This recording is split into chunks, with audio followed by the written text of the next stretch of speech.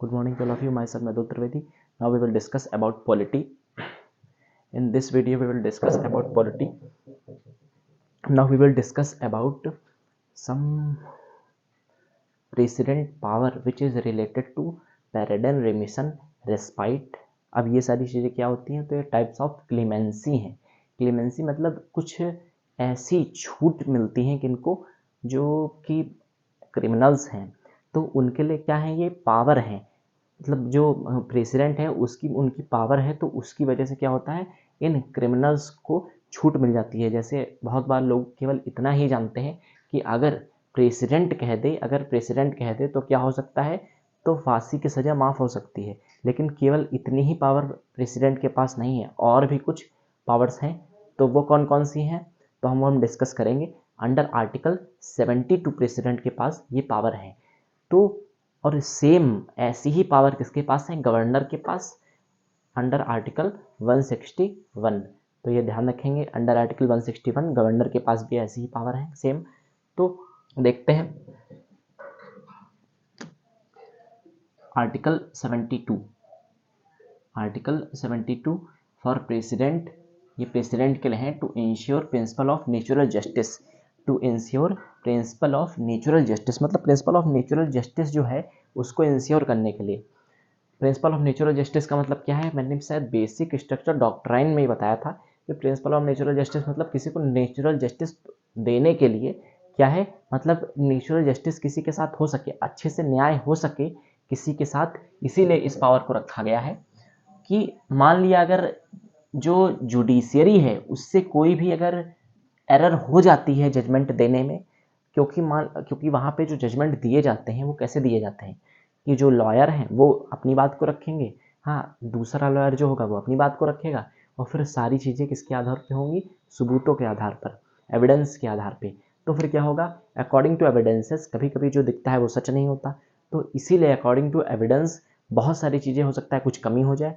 तो यहाँ पे प्योर मतलब लगभग अप्रॉक्सीमेटली 101% जो किसी भी जो क्रिमिनल है तो उसके साथ कहीं भी ऐसा ना हो जाए कि वो क्रिमिनल था ही नहीं और उसके साथ कुछ गलत हो गया. तो इसीलिए नेचुरल उसको जस्टिस मिलना चाहिए, 101% जो हो न्याय वो सही हो सके, इसीलिए इस पावर को रखा गया है. तो आर्टिकल 72 क्या कहता है कि जो प्रिंसिपल है, जो प्रेसिडेंट है, उसके पास क्या है, प्रिंसिपल ऑफ नेचुरल जस्टिस के इंश्योर करने के लिए प्रिंसिपल ऑफ नेचुरल जस्टिस को प्रेसिडेंट को ये अंडर आर्टिकल 72 पावर दी गई है. क्या पावर दी गई वो हम डिस्कस करते हैं. सेम यही पावर किसके पास है, गवर्नर के पास, अंडर आर्टिकल 161 टू रेक्टिफाई. और इसका काम क्या है, to rectify the errors committed by judiciary. मतलब जो जुडिशरी ने न्याय किया, मान लिया अगर वो जुडिशरी ने किसी को फांसी दी या उम्र कैद दी, तो वहाँ पे अगर वो सही एविडेंस के आधार पे हुआ ना ऐसा, तो जुडिशरी भी अपनी जगह सही है. क्यों, क्योंकि विदाउट एविडेंस वो कोई भी चीज़ नहीं कर सकती. तो वहाँ पे अगर और भी सारी मतलब कमेटी वगैरह सब कुछ बैठती है, लेकिन मान लिया अगर कुछ ऐसा हो जाता है तो फिर उनके एरर्स को सॉल्व करने के लिए वहाँ पे प्रेसिडेंट क्या कर सकते हैं, यहाँ अंडर आर्टिकल 72 न्याय कर सकते हैं उस क्रिमिनल के लिए. तो क्या है, to rectify the errors committed by the judiciary. ये अंडर आर्टिकल 72 पावर है प्रेसिडेंट के पास अकॉर्डिंग टू आर्टिकल 72. अब आर्टिकल 72 कहता क्या है वो हम देखेंगे. पहली पावर है पैरेडन. पैरेडन का मतलब होता है कि मान लिया कोई क्रिमिनल है, आज क्रिमिनल है अगर कोई, मान लिया 1 जनवरी है को कोई क्रिमिनल है और प्रेसिडेंट के पास पहुंचता है, हाँ मान लिया 5 जनवरी को, तो 5 जनवरी को पहुंचा प्रेसिडेंट के पास और प्रेसिडेंट ने क्या कहा उससे उनसे बात करी प्रेसिडेंट ने, और उस दिन उसको क्या दिया, पैरेडन दिया. तो क्या होगा, जब पैरेडन दिया तो फिर क्या हो सकता है, जस्ट पैरेडन दिया तो उसके जो भी चार्जेस थे वो उसके ऊपर से क्या कर दिए गए, क्रिमिनल जो भी चार्जेस थे उनको हटा दिया गया, रिमूव कर दिया गया उन सारे चार्जेस को अंडर पैरेडन. तो पैरेडन का मतलब क्या हुआ कि उसी दिन से, यानी 5 जनवरी को अगर उसके ऊपर पैरेडन लागू किया है प्रेसिडेंट ने, पैरेडन दी है उसको रिलीफ, तो क्या होगा, पैरेडन अगर दी है किसी भी क्रिमिनल को तो उसी दिन से वो क्या होगा, वो क्रिमिनल अब नहीं है, वो एज अ नॉर्मल पर्सन है, सिटीजन है. अब उसके ऊपर के सारे क्रिमिनल चार्जेस हट गए हैं. तो ऐसा बहुत कम कंडीशंस में होता है पैरेडन. तो ये हो गया remove all the charges from the criminal. फिर दूसरा क्या है, प्रेसिडेंट के पास पावर, एक पावर है कम्यूट, कम्यूट। तो फिर दूसरी ये कौन सी पावर है, कम्यूट। तो कम्यूट पावर जो है वो क्या है, changing the character of punishment.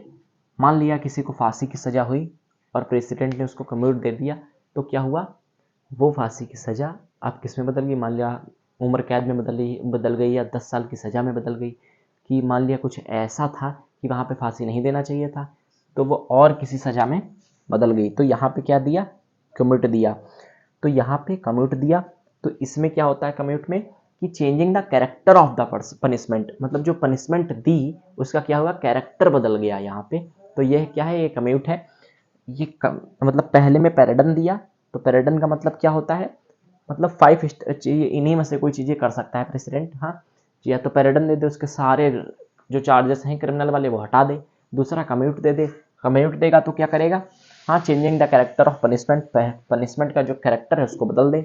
फिर क्या हो सकता है, रिमिशन। रिमिशन का मतलब होता है कि जो प्रेसिडेंट है जो प्रेसिडेंट है वो क्या करे, फॉर जो प्रेसिडेंट है वो रिड्यूस कर दे किसको, पनिशमेंट को। मतलब मान लिया अगर 20 साल की किसी को सजा हुई है तो उसको वो 10 साल की सजा में बदल दे, तो वो क्या हो सकता है, वो रिमिशन हो सकता है, वो रिमिशन हो सकता है। रिमिशन में क्या होगा, अगर मान लिया किसी को 20 ईयर्स की सजा मिली है, तो ऐसा नहीं कि 20 ईयर्स की ही सजा मिली, नहीं।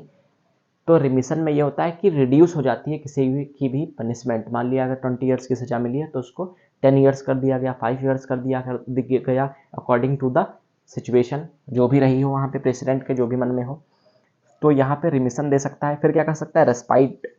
रेस्पाइट, यही पावर किसकी सबसे बड़ी है प्रेसिडेंट के पास, रेस्पाइट। मतलब अगर ऐसा अगर उसने कर दिया प्रेसिडेंट ने, तो फिर कोई भी हो, कोई भी हो, तो वहाँ पे कोई भी कुछ भी लागू नहीं होगा।